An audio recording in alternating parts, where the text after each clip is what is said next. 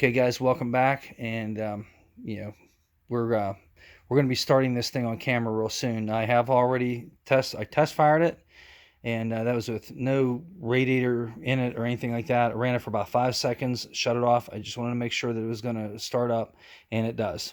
So that's good. And we're going to do all this on camera too, but we're going to switch and use the GoPro, because as soon as this thing revs up a little bit, because we're in the garage, we're going to back it out and get the GoPro going. As soon as this thing revs up a little bit, the microphone's probably going to shut off on the camera, so it's just going to bug out. So we're going to skip that.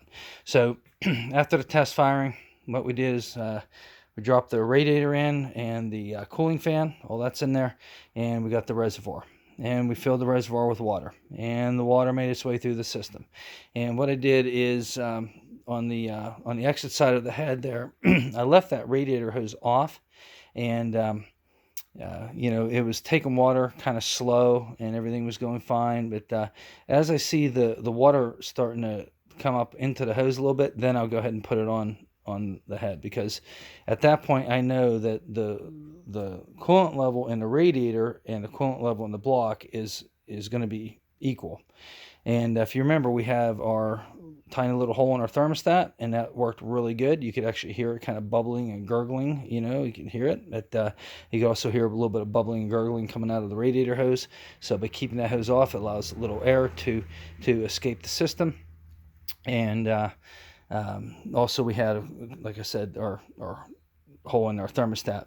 Now, at one point, it was still taking coolant, but it slowed way down. So all I did is reach down below and just gave the bottom radiator hose about 3 or 4 squeezes like that, and you could hear the water starting to push back and forth, and some real strong gurgling. So there must have been like an air pocket or something. We kind of got that moving, and then the coolant level just came right up. So we are going to run this on camera so you can hear it, and it sounds amazing with that crappy. Oh, look at it! It's hideous, but it really works. It really works. I love that thing. It's just so ugly. Only mother could love that thing. So we got to fire it up, and the other thing I did is I put it in third gear. That's the gear we're going to use for racing. Put it in third gear and let the clutch out and just let it idle. And it, ran around there, just idled. And the mile an hour came up a little bit, and I didn't rev it, just kind of let it idle. And the reason is the used synchro mesh that we put in there, that we strained through a coffee filter. All right, that stuff has been laying around in here for 3 years, and there was bugs that fell in it and died and everything else. So I strained it through a coffee filter. It took hours. I would just fill it up in the funnel a little bit, and then then let it drain down. A few minutes later, I'd go back, put a little bit more in. So over a period of 2 days, I actually strained it all out. But I didn't need it, so it was okay. It wasn't like I was in a hurry or anything. But then we put that in the transmission. So it looked nice and creamy and smooth. It looked great, and it's well filtered, believe me. So that's inside the transmission, and the idea of letting this thing idle in gear is those gears act like a pump, and they will pump fluid all through that transmission. It'll pump it all through the bearings, down inside the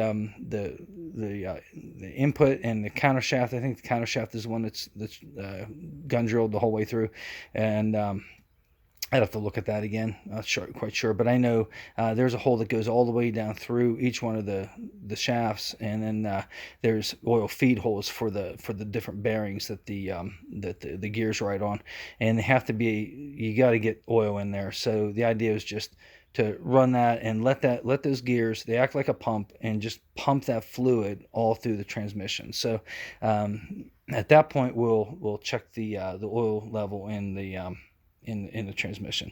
So I have checked the oil level here, and there's something I found that was quite interesting. I think I put about 4 quarts in it, and or pretty close to 4 quarts, and it showed full on the dipstick.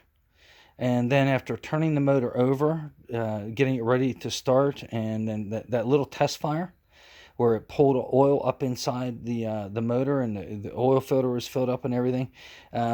The dipstick is actually down below the 1 quart low mark. So over a quart of oil was pulled up inside this motor. So, you know, whenever you change the oil in these motors, there's about a quart and a half of oil that's still in there. I found that interesting. Never really measured it before, never really noticed it before, but there's still a quart and a half of oil that's still in that motor that really doesn't get changed. So anyway, we got quite a bit of touching up and fixing up and everything. We have the wiring harness to finish tying down. Want to make sure that's tied down real secure. We have the air filter system to put on. We'll be showing you that. And we got all kind of stuff, like a lot of little stuff. We have the shifting cables back there to tie down away from the header. There's a little bit of room there, but with the heat and everything associated with racing, that's going to build up, it's going to be too hot. So we're going to pull that away like we showed you in the one video. The other thing is my clip on my ignition control module is actually broke. The one on the module itself is actually broken. This can just vibrate off. So I have a system that we're going to use for that to keep that plugged in. Basically, it's a zip tie here. I think you might be able to see that right there. And we're going to put a zip tie here and then zip tie them together. So that's what's going to hold this together. And I've done that before. It's kind of rinky-dink, but these things are kind of expensive. So we're just going to roll with it. And we never had any trouble. But the other thing is the fuel rail, or fuel lines here. These are pretty sturdy, but I want to get these where they're a little bit more firm. We have our just a fuel pressure regulator mounted right here, which is fine. We have one bolt holding it in here, and we're going to be putting another bolt back here to hold it in. And we have a heat shield on the fuel line, where it comes close to the header, and all kind of other stuff. There's the knock sensor to deal with. There's a piece of fairing that goes over here to protect the damper and everything from dirt and mud and debris and everything. So we have to put that piece of fairing on, and then we're going to put the fenders on it and the nose piece, and then finally I'm going to get the GoPro out and we'll get it started. So in the meantime, there might be a couple videos coming with me putting a fender on. I'll show you how to do that and how I have the fender set up. It's real quick, just with the cordless impact. You can zip, put the fenders on in just a couple minutes. So I think there's a video on my channel with that, like how to do that. But we're going to do it with this car. But I got to tell you, this thing sounds amazing. I can't wait to get it on camera and show you guys and let you hear it. And with that, again, that ugly, sinful looking header, oh my gosh, just look at that thing. It's horrible, but it does make some good noise, guys. Really looking forward to the next video or two. Hope you are. You know what to do down below. Like and subscribe. See you next time.